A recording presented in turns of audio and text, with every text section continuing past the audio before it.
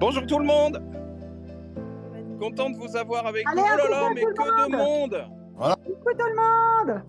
Que de monde, mais c'est génial, quel bonheur de vous avoir avec nous. Voilà. Voilà. C'est une première pour vous, ça n'en est pas une pour nous. Ça fait 2 ans que Télescapade existe et qu'on emmène des tas de gens sur des balades partout en France. On est allé à Ajaccio, on est allé à la montagne, on est allé en Bretagne, on visite des musées, on visite des endroits symboliques en France. Alors, on est accueillis par nos amis de France Miniature, comme vous le savez. Je vous présente Marianne Edvire. Bonjour tout le monde. Qui est directrice de la communication de France Miniature. Ils ont la gentillesse de nous accueillir pour ce test Télescapade. Je suis Thierry, je ne me suis pas présenté, pardon. J'aurais dû commencer par ça, mais je suis tellement content de vous avoir avec nous que voilà, je préfère vous identifier vous. Alors, ce que vous ferez aussi lorsque vous êtes en intervention, lorsque vous avez une remarque, lorsque vous avez une question, n'hésitez pas vous aussi à vous présenter, d'accord? Comme ça fera... c'est le premier groupe Orpea. Merci à Sandrine Heller, je le fais tout de suite parce que c'est grâce à elle que se fait aussi cette première expérience Télescapade avec vous tous. Et puis, si vous êtes d'accord, on y va. C'est parti pour la balade. On attend vos questions. Et là, on a un commentaire qui va venir. On va vous faire écouter ça. Vous allez essayer de reconnaître la voix. C'est un personnage que vous connaissez tous. Mes coups de cœur patrimoine à France Miniature. Village de Saint-Émilion. Inscrit au patrimoine mondial de l'UNESCO. Ah ben on l'écoute, tiens, allez. Ce magnifique village doit son nom à un moine breton nommé Émilion.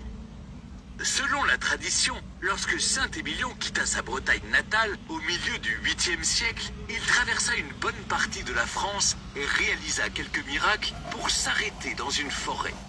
La région était alors ravagée par les Sarrasins, et pour leur échapper, Émilion creusa une grotte.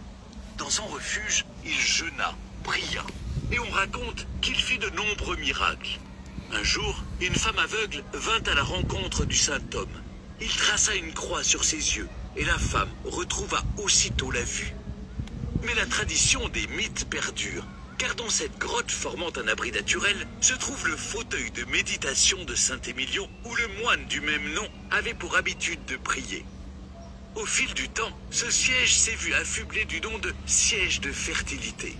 En effet, la légende veut qu'il suffise à une femme désirant avoir un enfant de s'asseoir sur ce fauteuil et de prier Saint-Émilion pour tomber enceinte dans l'année. Ça c'est pratique. Simple légende, me direz-vous. Sachez que l'Office de tourisme reçoit chaque année des dizaines de faire-part de naissance de nombreuses femmes venues du monde entier, spécialement pour s'asseoir sur ce siège de fécondité. C'est dingue. En descendant dans l'ermitage, on devine une inscription gravée en latin dans la pierre en 1708. Sa traduction dit ceci. Ici repose Émilion, qu'il ne vous soit pas pénible de dire avec moi, pendant qu'il était de ce monde, il apaisa la faim. Maintenant, il étanche la soif. Cette maxime prédestinait peut-être les 5000 hectares de vignes qui constituent l'appellation Saint-Émilion de renommée mondiale. En 2002, lors de l'inauguration du village de Saint-Émilion, au 1/30e à France Miniature, j'ai eu l'honneur de parrainer cette maquette et je fus même intronisé par la jurade de Saint-Émilion qui veille scrupuleusement sur la qualité et l'authenticité de ce breuvage d'exception. Génial, non? Voilà. Merci Stéphane. Ouais. Voilà, je vous laisse découvrir et nous dire où nous sommes maintenant. On est à côté de Rochefort. Ouais, super. On entend les bateaux. Bravo. Bravo les amis. Et donc au large de La Rochelle, voilà, on a évidemment, là aussi vous allez facilement le reconnaître. Hop là. Voilà, c'est bien ça. Vous l'avez bien reconnu, merci. On est au taquet. À fond la caisse. On dit que c'est la ville, une des villes où, la douceur de vivre est la plus chouette. Est-ce que vous reconnaissez ces fortifications, chers amis? Angers. Ouais. Oh non, mais alors, non, moi Eh, les télescapades, vous allez faire vous-même, hein, ça suffit maintenant. Super, bravo. Alors, le voilà, le Mont-Saint-Michel. Voilà, mes enfants, on y est. Alors, chez nous, il est à marée haute tout le temps. Hein. On n'a pas poussé jusqu'à représenter les marées. Le Mont-Saint-Michel, c'est un des monuments préférés de nos visiteurs. Dans le top 5, il y a la Tour Eiffel, il y a le Mont-Saint-Michel, il y a Fort Boyard, puisque nos amis, les enfants sont assez incroyable. fans. Il y a le Stade de France qui revient beaucoup. On va y aller. Et puis après, Saint-Tropez aussi, Tiens, qui est dans les monuments préférés. Ça y est, nous revoilà, on arrive en région parisienne. Hein, Ouais. y a pas... Voilà. Et puis il y a des images qui ont été faites pour préparer ce sujet-là par des journalistes qui travaillaient à l'époque pour Antenne 2. C'était Bruno Mazur qu'on voyait souvent à l'image dans les années 90 sur le journal de TF1 du soir. Et pendant le montage de la Tour Eiffel, cette maquette qui fait donc 10 mètres, qui est toute en métal, elle a été fabriquée en Normandie d'ailleurs, dans des ateliers d'un maquettiste qui a réalisé pour nous une trentaine de monuments, dont celle-ci. Et quand il nous a apporté la maquette de la Tour Eiffel, il est arrivé avec un semi-remorque. C'était une sacrée expédition. Hein. Il l'avait en 3 morceaux sur sa remorque. Ah ouais, ouais. Et il y a un truc un peu bête qu'on n'avait pas pensé, c'est que nous, au moment de la livraison, on avait déjà dessiné les allées sur lesquelles on se balade avec Thierry depuis tout à l'heure. Et ces allées, elles font 2 mètres, 2 mètres 50 de large. On peut les regarder là. On pouvait pas passer avec un camion ici. Donc on a été obligé de prendre un hélicoptère qui est venu attraper chaque morceau de la Tour Eiffel depuis le parking là-bas, qui les a emmenés les uns après les autres pour les positionner dans notre petite région parisienne. Et puis à ce moment-là, il y avait des images qui étaient prises pour annoncer l'ouverture du parc.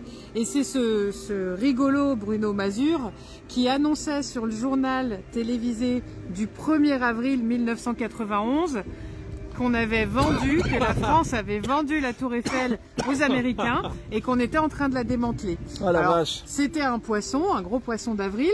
Néanmoins, ça nous a fait une bonne petite pub. Nous, on était bien contents puisque ça a permis de lancer l'ouverture du parc. Et puis, ça a attiré beaucoup de curiosité. Ah bah ouais, peut-être que certains d'entre vous se souviennent de cette petite blague de Bruno Mazur. Les amis, un grand merci à vous tous d'avoir participé aujourd'hui. Merci à Marianne et à France Miniature de nous avoir si gentiment accueillis. Un grand plaisir. Et puis on se retrouve, j'espère, pour une prochaine télescapade. On va en parler avec Sandrine et puis on va vous proposer une programmation sur des lieux que je crois très intéressants.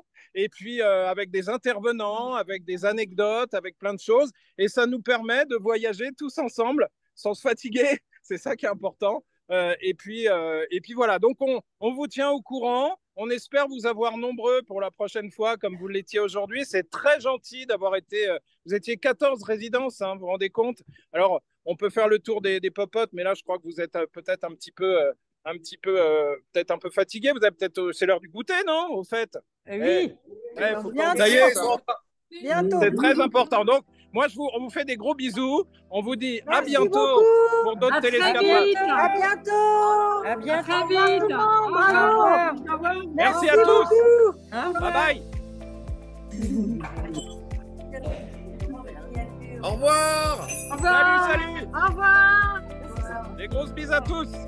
On coucou à toutes les résidents. Non.